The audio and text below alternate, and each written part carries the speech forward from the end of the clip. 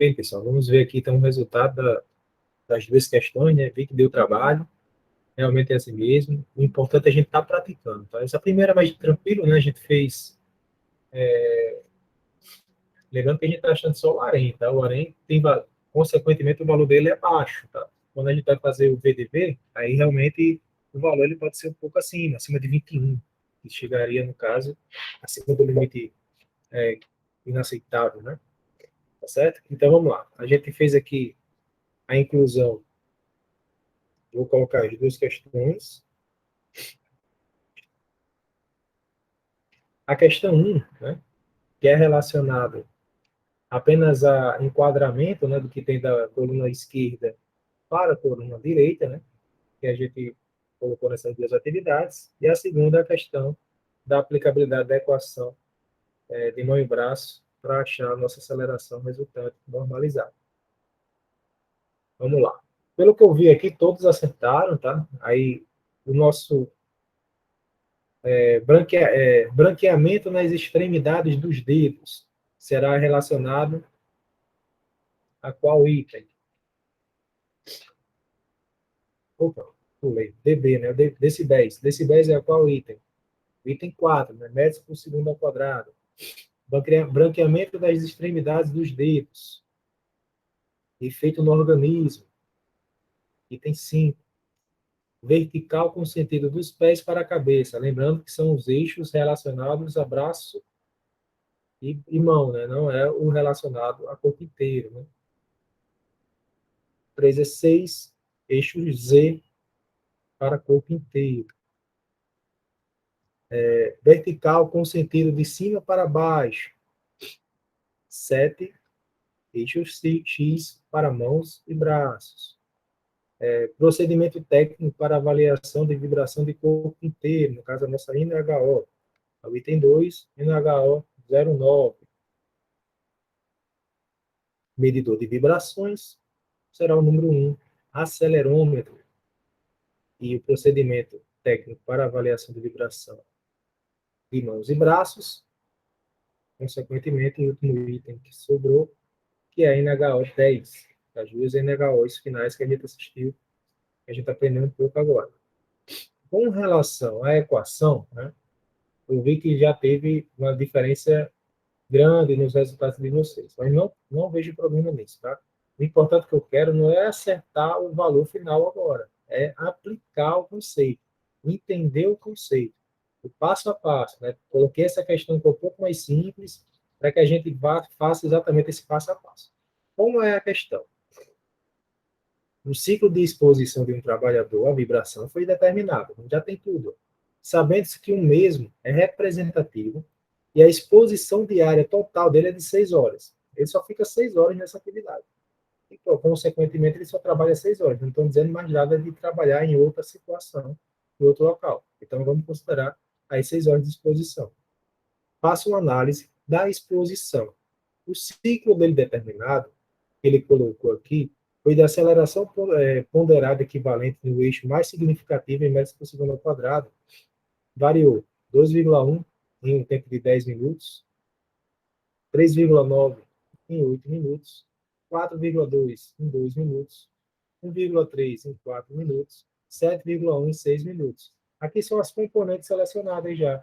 Ou seja, se somarmos o tempo total de um ciclo completo dele, né, é como se aqui fosse 4 medições diferentes. Né? Em cada medição dessa, ele tem um tempo recorrente para essa vibração.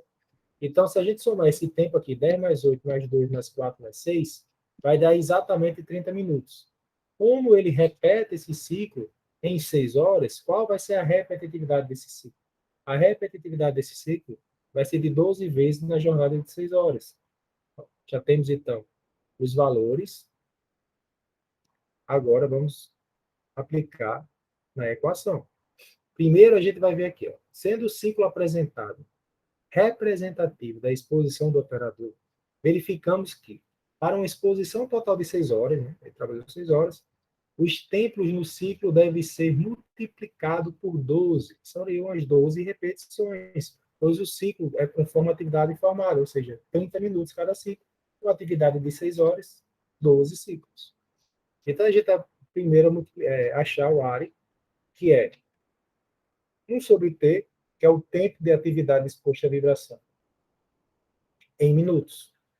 360 minutos. Por quê? São 6 horas. 6 vezes 60, 360. Esse 12 vai ser exatamente o número de atividades repetitivas que ele vai estar realizando. Então, para cada A que a gente encontrou, aceleração, a gente vai multiplicar por 12. Todos os colchetes estão aí, parênteses estão aí com o número 12 das repetições. Depois vamos aplicar o que tinha lá na equação.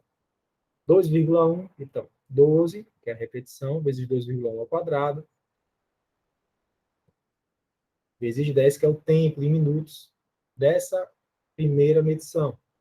12, novamente, 3,9 da primeira medição, em metros por segundo ao quadrado, vezes 8, que é o tempo.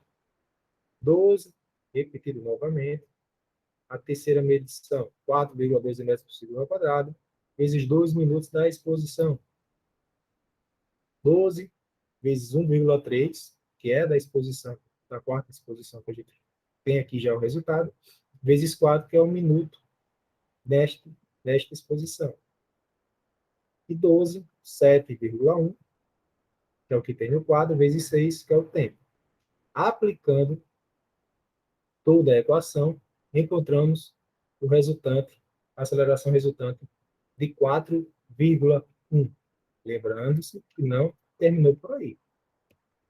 Lembrando também da nosso quadro 1 referente à mão e braço. Né? Aqui é o quadro que a gente vai estar utilizando para caracterizar ou não a insalubridade, neste caso, a exposição por vibração.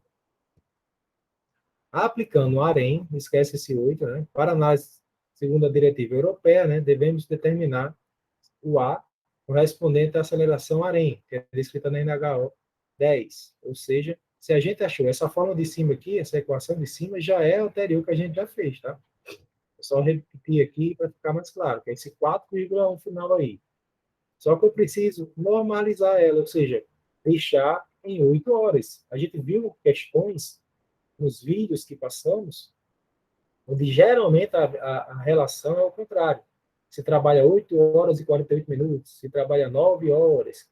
Aí a gente faz esse cálculo do AREM apenas exclusivamente para normalizar, como se fosse um NEM no ruído. Né? A gente faz a normalização para 8 horas, para que a gente consiga jogar na planilha lá que tem na norma, que é aquele quadro 1, porque aquele quadro 1 é embasado exatamente no NEM, que é, no NEM, nesse caso, o AREM, que é a normatização para uma atividade em 8 horas, independentemente do tempo de atividade que esse funcionário trabalha.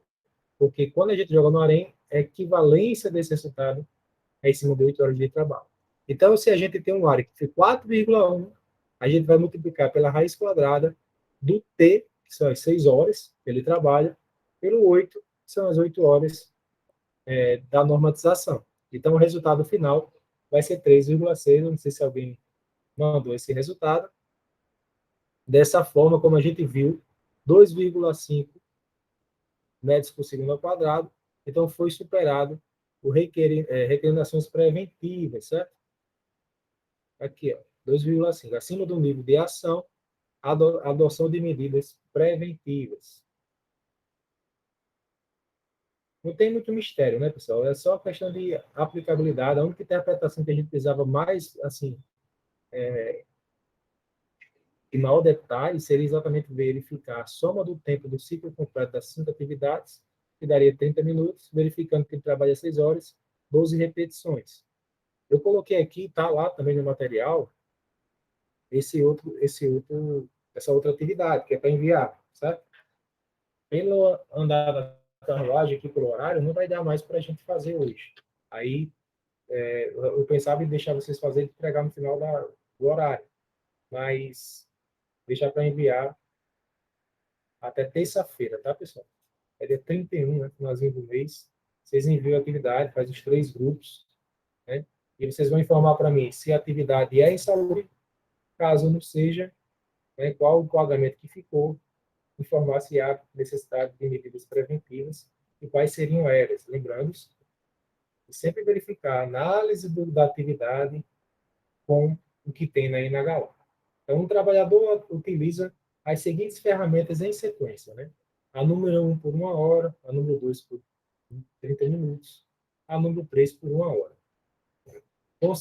Considerando-se o critério legal vigente, quais considerações podem ser feitas em relação à exposição deste trabalhador?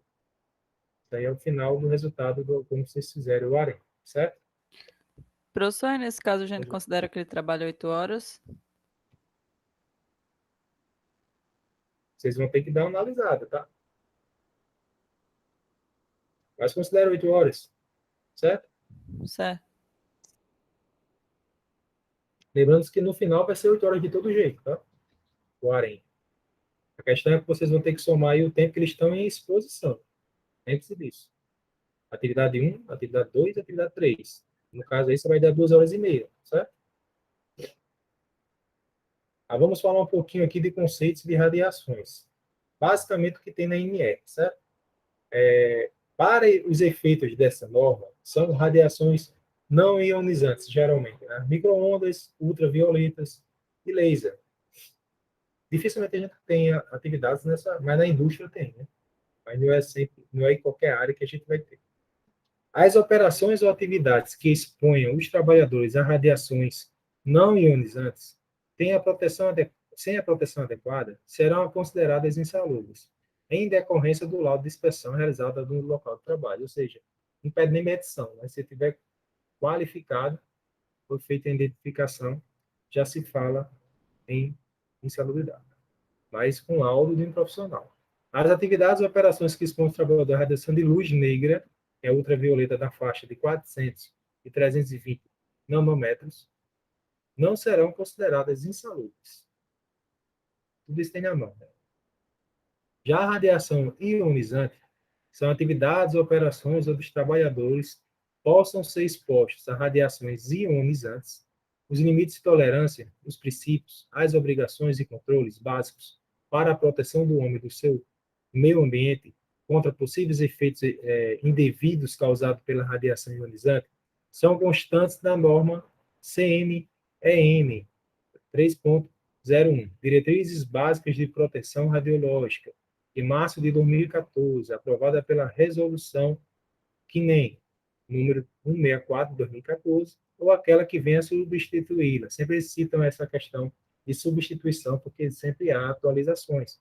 Atualizada pela portaria em 2018, a portaria 1084, aqui para as profissões de radiologia. Eu vou passar para vocês aqui 2 vídeos curtos, um de 9 minutos, outro de 4 minutos, que vai dar uma explicação bem simples, tá? Tem uma que é, essa da Fundação já é um pouco mais bem elaborada com relação a questões práticas da atividade de radiologia, por exemplo, e essa de baixo, que são conceitos básicos relacionados à questão do átomo, dos elétrons, que configura o que são radiações ionizantes especificamente e o que são as não ionizantes especificamente falando. Só um instante.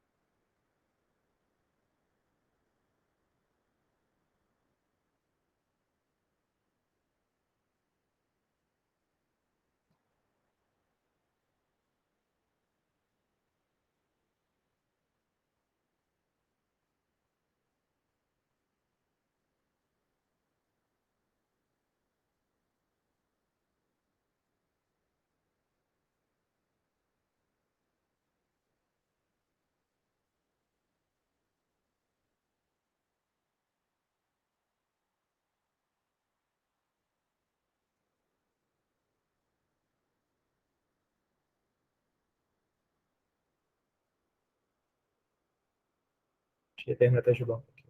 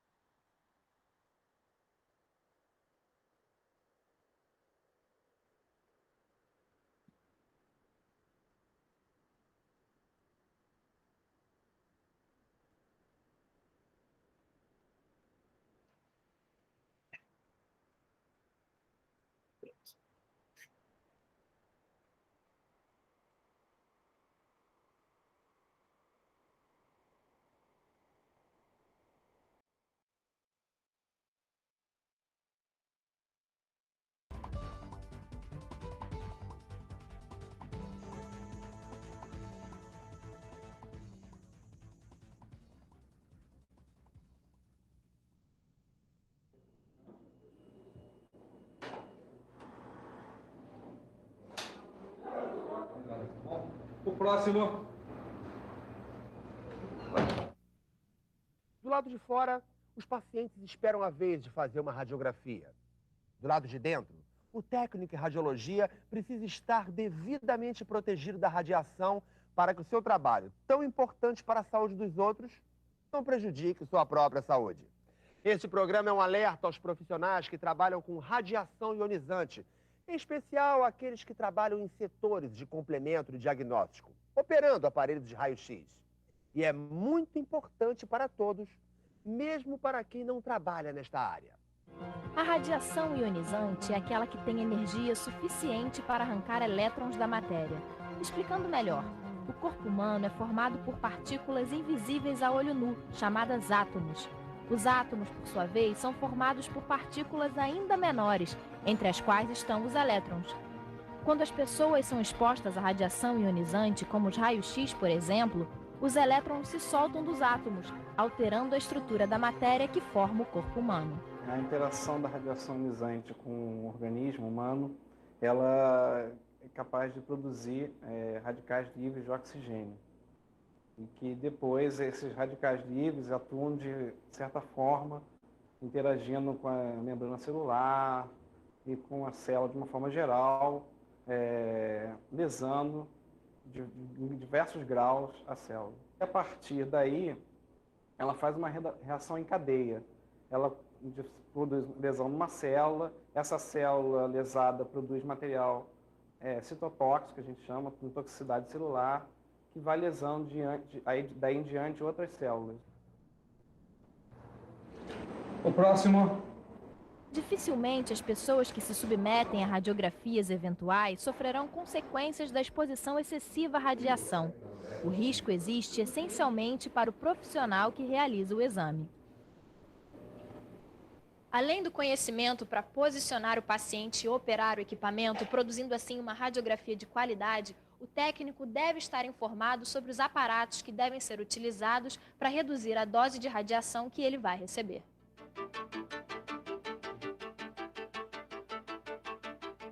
Normalmente, quando nós temos que conter um paciente ou fazer um exame de leito, nós utilizamos um casaco, que é de chumbo, que é um avental, que eu vou colocar para você ver.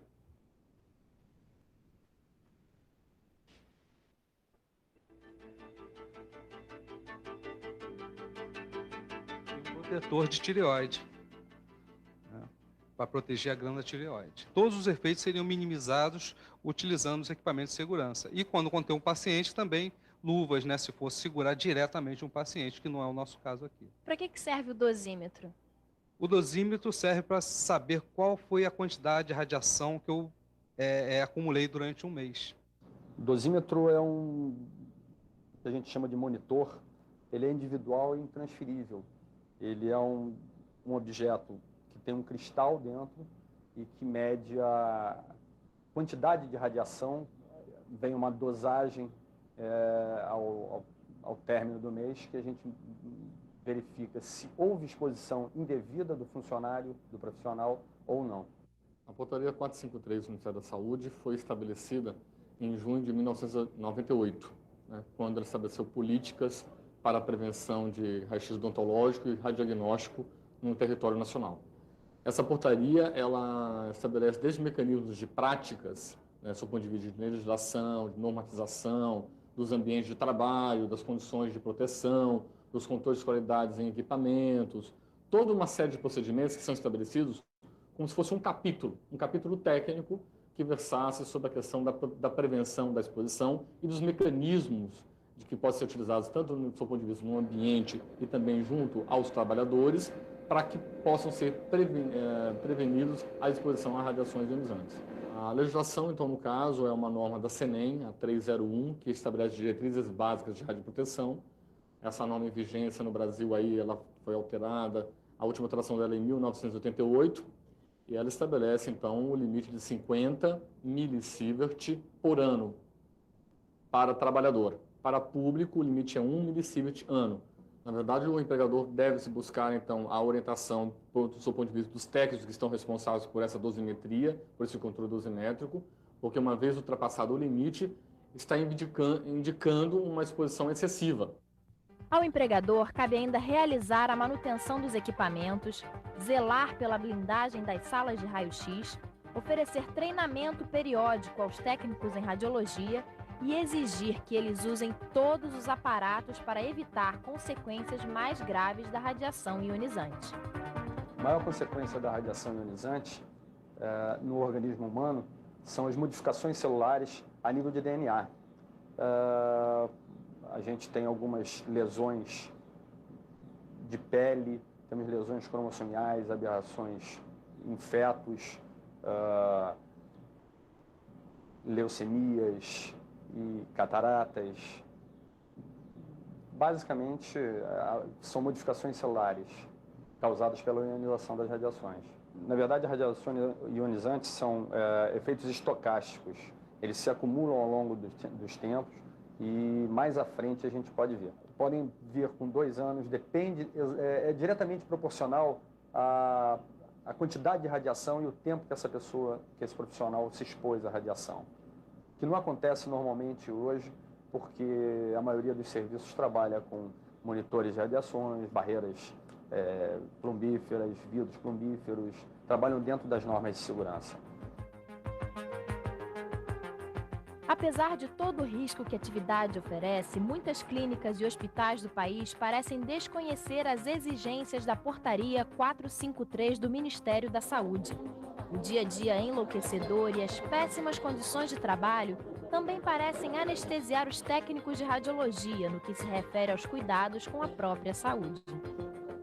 Nós observamos que muitas vezes os trabalhadores eles abrem mão dos mecanismos de proteção, até muitas vezes associado ao desconhecimento, outras vezes associado a um comportamento coletivo. E a partir daí eles começam a abrir mão dos mecanismos de defesa, proteção individual, por exemplo, o uso do avental, o uso de um dosímetro.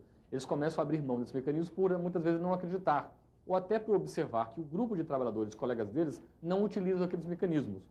Muitas vezes, quando alguém surge, então, para utilizar esses mecanismos, passa a ser diferenciado do grupo. Então, esse é um mecanismo de defesa que é estabelecido num grupo normalmente exposto a uma situação de risco. Muitas vezes o trabalhador não tem dimensão do que representa o uso do equipamento de proteção individual. O que o avental de chumbo pode representar em termos de minimização da exposição à radiação no seu corpo humano. E o que isso representa a longo prazo para a sua vida. Não há um dimensionamento disto, até quando se é colocado o equipamento disponível para o trabalhador. Então, essa é uma lacuna importante e que os estudiosos, as pessoas comprometidas com os treinamentos, têm que levar em consideração. Como levar a informação para o trabalhador para que ele saiba os mecanismos de fato que existem para proteger a sua saúde.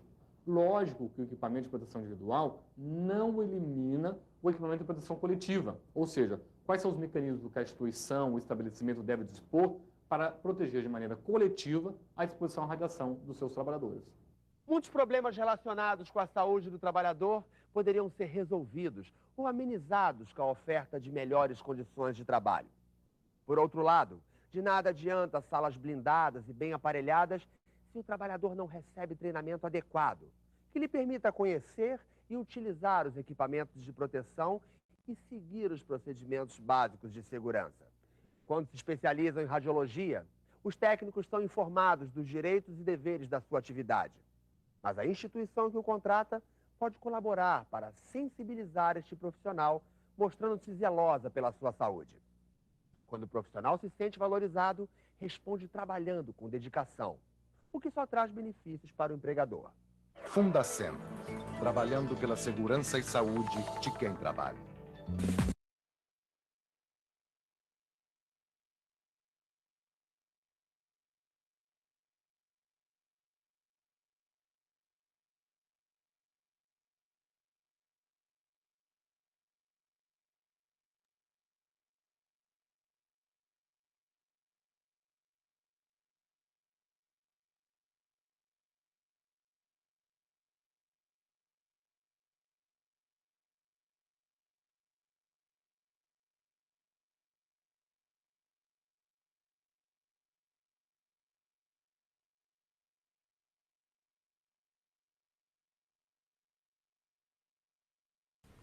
Olá, tudo bem com você?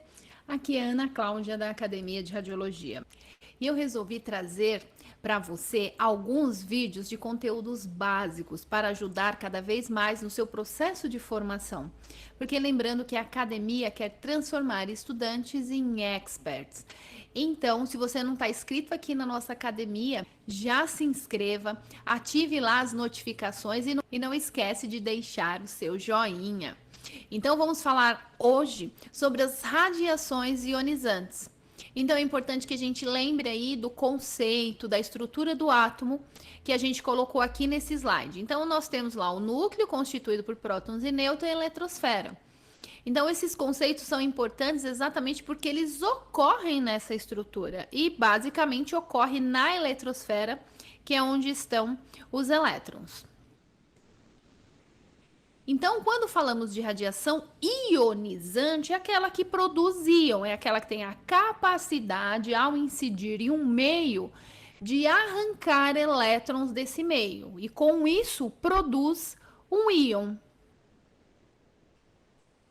Então, esta definição é das radiações ionizantes.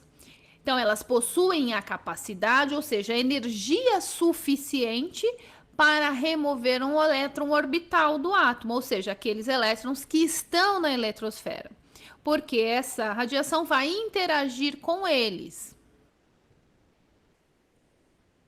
Então, a ionização, basicamente, o que é? É a interação entre a radiação, que vai incidir no meio, e a matéria.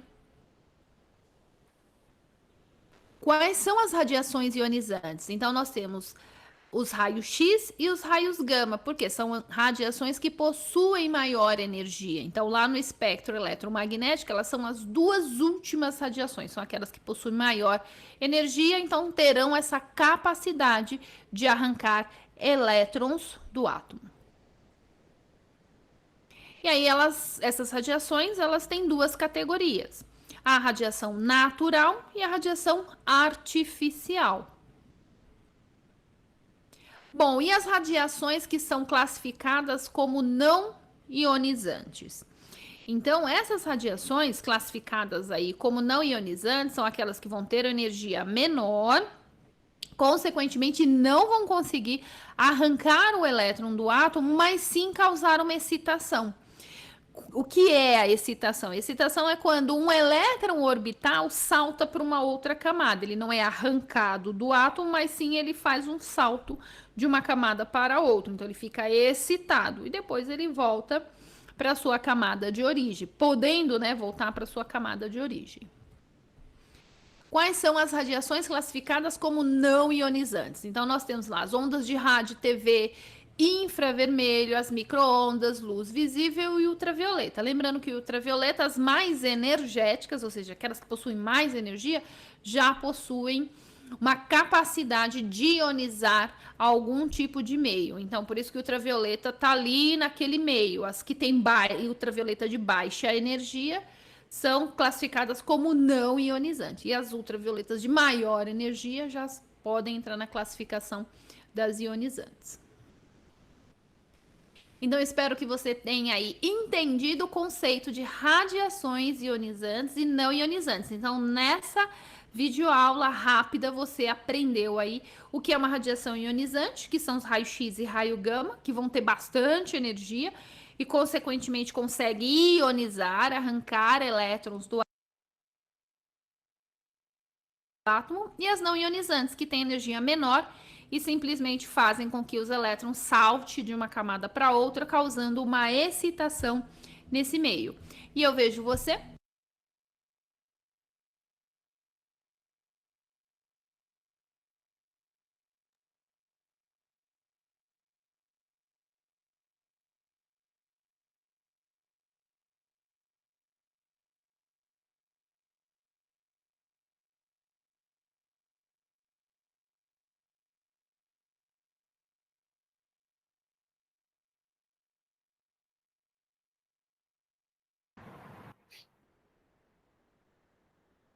Bem, pessoal.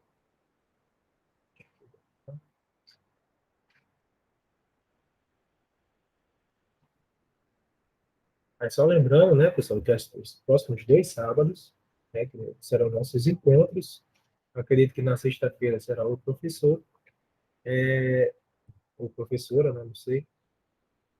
Dia 4 e 11, a gente vai fazer a apresentação, né, talvez algum slide possa levar, mas vamos focar principalmente na medição, certo? A gente vai ver lá uma rotina, vou visitar a universidade para poder ver aonde a gente pode estar atuando lá no sábado, né? Torcer para que tenha algum setor realmente efetivo trabalhando, para que a gente faça realmente algo valendo, mesmo que não seja similar a uma atividade relacionada à indústria da construção civil, que seja, né? Porque sempre tem muita construção na universidade, mas por conta da pandemia está bem parado. Mas eu vou procurar saber lá direitinho. Mas, na pior das hipóteses, vamos, ao menos, manusear os equipamentos, fazer as medições direitinho, utilizar o software, que é o principal, tá certo? E, como eu falei, né? Até terça-feira também manda aquela quantidade mais equilibrada dos dois dias, para que a gente possa garantir que todos consigam utilizar o equipamento o máximo possível. O local vai ser lá na UFRN, na Citec, certo? Às 9 horas da manhã, que a gente confirmou. Aí vamos separar a metade da turma, até por conta para seguir o protocolo do Covid. Todo mundo tem que levar máscara, álcool, gel. Vou disponibilizar lá junto com o departamento também álcool. Aí iremos dividir os grupos por equipamentos, né? Dosímetro, realizando medição de dosimetria. Aí medições pontuais também com equipamento UVC-belímetro, fluxímetro e o termômetro de Globo. Após o acompanhamento de cada equipamento, a gente vai fazer no laboratório, né, fazer o download das medições realizadas, para que vocês possam fazer a montagem do relatório. E vou ver também se a gente consegue liberar o software para que vocês tenham acesso no computador pessoal. Cada grupo também é responsável por o case que a gente vai fazer, vai elaborar, para a apresentação no seminário, que será 24, 25, né, dos grupos, formando um grupo aí de 5 pessoas, aproximadamente, para a gente ver a questão dos logs, certo? Alguma dúvida, pessoal? Eu esqueci.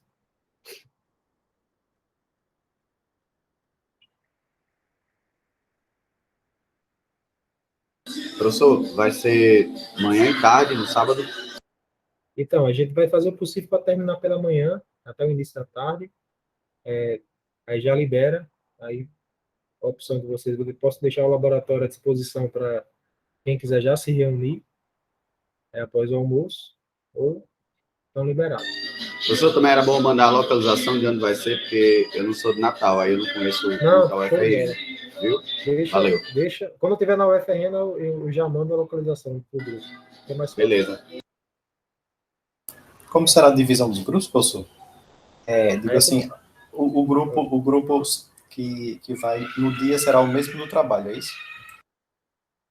O ideal seria esse, né? Esse é o melhor dos mundos. Né? Até porque vão trabalhar em conjunto lá. É melhor que se não, é porque no quadrinho lá que o senhor colocou, tinha apresentação, 4 ou 5, então seria isso. 4 ou 5 pessoas de um grupo. Isso.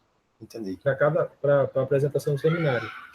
Mas aí a questão é que o ideal é que esses 5 fossem para a prática, né? Juntos. É por isso que o ideal é que fosse meio que quase então, no que caso, perfeita a divisão. O grupo até 5? Até 5.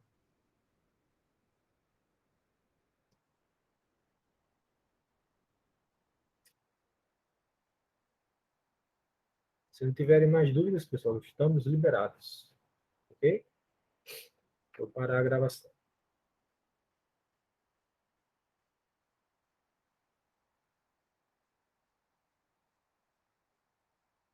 Bom fim de semana a todos.